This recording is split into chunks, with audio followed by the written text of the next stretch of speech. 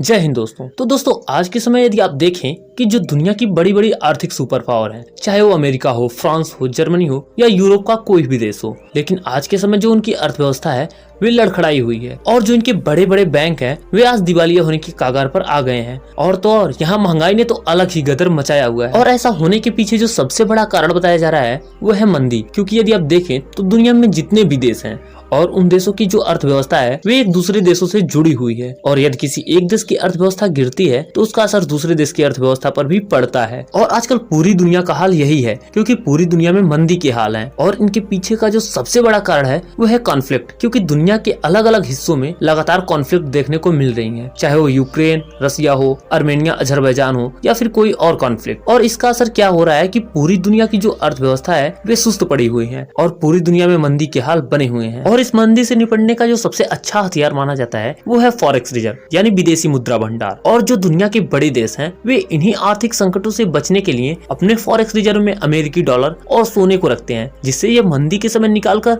अपनी अर्थव्यवस्था को कोलैप्स होने से बचाते हैं। और आज भारत इन्हीं विशालकाय विदेशी मुद्रा भंडार की वजह से मंदी के हाल में भी अपनी अर्थव्यवस्था को बचाने में सफल हो सका है। नहीं तो एक समय भारत में भी मंदी के हाल बने हुए थे और महंगाई भी अलग लेवल पर जाती हुई दिख रही थी। और ऊपर से हिडनबर्ग की रिपोर्ट के बाद जिस तरह गौतम अडानी की नेटवर्थ गिरी, उसे देखकर पूरी दुनिया के बहुत ऐसे देश थे जिन्हें भारत की अर्थव्यवस्था पर शक होने लगा था कि जी कहीं भारत की अर्थव्यवस्था अनस्टेबल तो नहीं हो गई।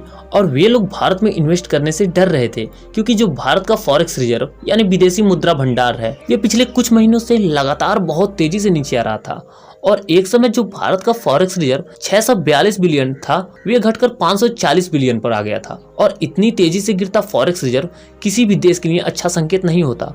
लेकिन वे कहा गया है ना कि हर अंधेरे के बाद सवेरा आता है और वे सवेरा भारत में फिर से लौट आया है। और अब भारत के खजाने ने पिछले कुछ हफ्तों से जबरदस्त उछाल दिखाई है और इस हफ्ते तो भारत ने सारे रिकॉर्ड ही ध्वस्त कर डाले हैं। और जो दुनिया के तमाम अर्थशास्त्री हैं उनके तो सिर चकरा गए हैं क्योंकि उन्हें विश्वास नहीं हो रहा है कि भारत कैसे अपने खजाने को मंदी के हाल में इतनी तेजी से बढ़ा रहा है और ऐसा क्या रिकॉर्ड बना दिया है भारत ने। चलिए विस्तार से समझते हैं। तो देखिए, भारत ने अपने विदेशी मुद्रा भंडार में पिछले 7 दिन में 6 बिलियन डॉलर जोड़े हैं। भारतीय रुपए में बताएं तो ये करीब 49,000 करोड़ रुपए बनता है। और इस उछाल की वजह से भारतीय विदेशी मुद्रा भंडार 578 बिलियन डॉलर को भी पार कर चुका है। और ये कितनी बड़ी रकम है इसका अंदाजा आप इस बात से लगाइए कि दुनिया में 100 से ऊपर ऐसे देश हैं जिनकी अर्थव्यवस्था भी 500 बिलियन डॉलर नहीं है, लेकिन भारत अपने खजाने में 578 बिलियन डॉलर के तो केवल विदेशी करेंसी रखा है। और आपको बता दें कि जो विदेशी मुद्रा भंडार होते हैं वे किसी भी देश की अर्थव्यवस्था की सुरक्षा की गारंटी मानी जाती है, क्योंकि किसी भी आर्थिक संकट में या फिर महंगाई कंट्रोल करने में इन्हीं विदेशी मुद्रा भंडारों का इस्तेमाल किया जाता है और देश को उस संकट से बाहर निकाला जाता है।